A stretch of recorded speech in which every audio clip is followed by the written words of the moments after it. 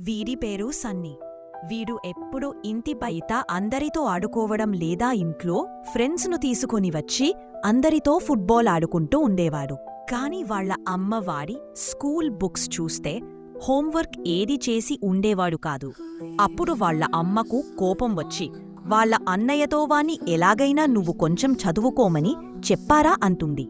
వాడి అన్నయ్య ఆడుకుంటున్న తమ్ముణ్ణి పట్టుకొని అమ్మానాన్నలు నువ్వు హోంవర్క్స్ చేయడం లేదని చదువుకోవట్లేదని చాలా బాధపడుతున్నారు అని చెప్తాడు.